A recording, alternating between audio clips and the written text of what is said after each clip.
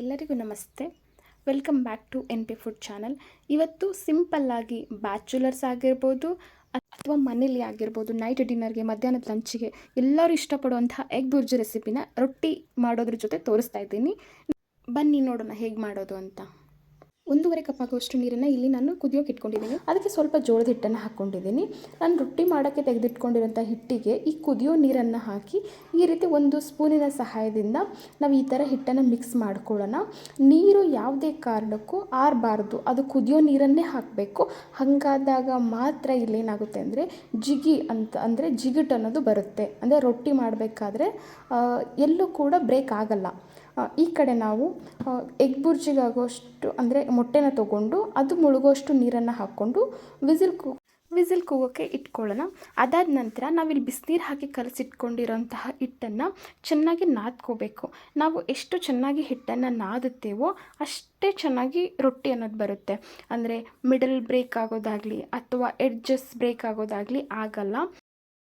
ಅದಕ್ಕೆ ನೀವು ಹಿಟ್ಟು ಸ್ವಲ್ಪ ಬಿಸಿ ಇದ್ದಾಗಲೇ ಚೆನ್ನಾಗಿ ಇದನ್ನು ನಾದ್ಕೋಬೇಕು. ಚೆನ್ನಾಗಿ ನಾದ್ಕೊಂಡ್ರೆ ರೊಟ್ಟಿ ಅನ್ನೋದು ತುಂಬ ಚೆನ್ನಾಗಿ ಬರುತ್ತೆ. ಅಂದರೆ ಚಪಾತಿಯನ್ನು ಎಷ್ಟು ಈಸಿಯಾಗಿ ಲಟ್ಟಿಸ್ಕೊಳ್ತೀವೋ ಅದೇ ರೀತಿಯೇ ರೊಟ್ಟಿನ ಲಟ್ಟಿಸ್ಕೊಳ್ತೀವಿ. ನೋಡ್ತಾ ಇದ್ದೀರಾ, ಇಲ್ಲಿ ಯಾವುದೇ ರೀತಿ ಬ್ರೇಕ್ ಆಗ್ತಿಲ್ಲ. ನಾನು ಮಾಡ್ತಿರೋಂತಹ ರೊಟ್ಟಿ ಚಪಾತಿ ಥರನೇ ಈಸಿಯಾಗಿ ಲಟ್ಟಿಸ್ಕೊಳ್ತಾ ಇದ್ದೀನಿ. ಅದಾದ ನಂತರ ಇವಾಗ ಬೇಯಿಸ್ಕೊಳ್ಳೋಣ. ಅಂದರೆ ಒಂದು ಕಬ್ಬಿಣದ ಹಂಚನ್ನು ತೊಗೊಂಡಿದ್ದೀನಿ ನಾನಿಲ್ಲಿ. ನಾನು ಮಾಡಿರೋಂತಹ ರೊಟ್ಟಿನ ಹಾಕಿ ಒಂದು ಬಟ್ಟೆ ಸಹಾಯದಿಂದ ಈ ಥರ ನೀರನ್ನು ಹಚ್ಕೊಳ್ತಾ ಇದ್ದೀನಿ. ಅಂದರೆ ಕೆಳಗಡೆ ಹಿಟ್ಟಾಕಿ ಉದ್ದಿರ್ತೀವಲ್ವ, ಸೊ ಅದಕ್ಕೋಸ್ಕರ ಸ್ವಲ್ಪ ನೀರು ಹಾಕ್ತಿರ್ತೀವಿ ಅಷ್ಟೇ. ಅದು ಬಿಟ್ಟು ನೋಡ್ತಾ ಇದ್ದರೆ ಎಷ್ಟು ಸಾಫ್ಟಾಗಿ ಪೂರಿ ಥರ ಉಬ್ಬುತ್ತಾ ಇದೆ ರೊಟ್ಟಿ ಅನ್ನೋದು. ಸೊ ಇನ್ನೊಂದು ವಿಧಾನದಲ್ಲೂ ಕೂಡ ಮಾಡ್ತಾರೆ ರೊಟ್ಟಿನ. ಸೊ ನಾನು ಆ ವಿಧಾನನ ತೋರಿಸ್ತೀನಿ. ಸೊ ನಿಮಗೆ ಯಾವ್ದು ಈಸಿ ಅನಿಸುತ್ತೋ ನೀವು ಅದನ್ನು ಫಾಲೋ ಮಾಡುವಿರಂತೆ.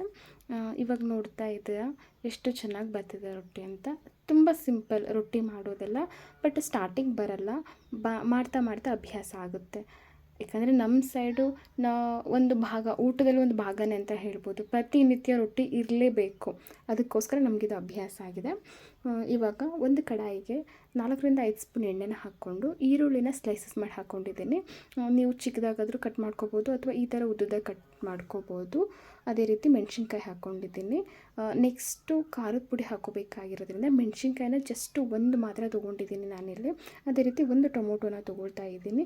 ಇದು ತುಂಬ ಈಸಿಯಾಗಿ ಮಾಡ್ಕೊಳ್ಳೋವಂಥದ್ದು. ಬ್ಯಾಚುಲರ್ಸ್ ಕೂಡ ಈಸಿಯಾಗಿ ಮಾಡ್ಕೋಬೋದು ಈ ಎಗ್ ಬುರ್ಜಿನ. ಎಷ್ಟು ಈಸಿ ಮಾಡೋದು ಅಷ್ಟೇ ಟೇಸ್ಟಿಯಾಗಿರುತ್ತೆ ಇದು.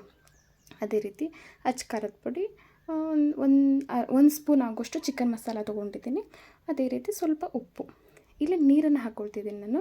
ನೀರು ಯಾಕೆ ಹಾಕ್ಕೊಳ್ತಿದ್ದೀನಿ ಅಂತಂದರೆ, ನಿಮಗೆ ಗ್ರೇವಿ ಥರ ಬೇಕು ಎಗ್ ಬುರ್ಜಿ ಅಂತಂದರೆ ನೀರನ್ನು ಸ್ವಲ್ಪ ಜಾಸ್ತಿನೇ ಹಾಕ್ಕೊಳ್ಳಿ. ಬೇಡ ಆಮೇಲೆ ಮೊಟ್ಟೆ ಹಾಗೆ ಇರಬೇಕು ಅನ್ನೋದಾದರೆ ನೀವು ನೀರನ್ನು ಹಾಕ್ಕೊಳ್ದೇ ಇದ್ದರೂ ನಡೆಯುತ್ತೆ. ಆದರೆ ನಾನಿಲ್ಲಿ ಸ್ವಲ್ಪ ಪ್ರಮಾಣದಲ್ಲಿ ಹಾಕ್ತಾಯಿದ್ದೀನಿ. ಅಂದರೆ ನನಗೆ ಗ್ರೇವಿ ಅನ್ನೋದು ಸ್ವಲ್ಪ ಇದ್ದರೆ ಸಾಕಾಗುತ್ತೆ ಅಂತ. ನೋಡ್ತಾ ಇದ್ದೀರಾ, ನಾನು ಬೇಯಿಸಿರೋಂತಹ ಮೊಟ್ಟೆನ ಈ ಥರ ಸ್ಲೈಸಸ್ ಆಗಿ ಕಟ್ ಮಾಡ್ಕೊಂಡಿದ್ದೀನಿ. ಲಾಸ್ಟಿಗೆ ಸ್ವಲ್ಪ ಕೊತ್ತಂಬರಿನ ಹಾಕಿಬಿಟ್ರೆ ಎಗ್ ಬುರ್ಜಿ ಅದ್ರ ಜೊತೆ ರೊಟ್ಟಿ ಸಖತ್ ಕಾಂಬಿನೇಷನ್, ಹಾಗೆ ಸಖತ್ ಟೇಸ್ಟ್ ಕೂಡ. ಸೊ ಈ ರೆಸಿಪಿ ನಿಮಗೆ ಇಷ್ಟ ಆಯಿತು ಅಂತ ಅನ್ಕೋತೀನಿ. ಇಷ್ಟ ಆದರೆ ಪ್ಲೀಸ್ ಲೈಕ್ ಮಾಡಿ, ಹೇಗೆ ಬಂದಿತ್ತು ಅಂತ ಕಮೆಂಟ್ ಮಾಡಿ, ಹಾಗೆ ನನ್ನ ಚಾನಲನ್ನು ಸಬ್ಸ್ಕ್ರೈಬ್ ಆಗಿ. Thanks for watching.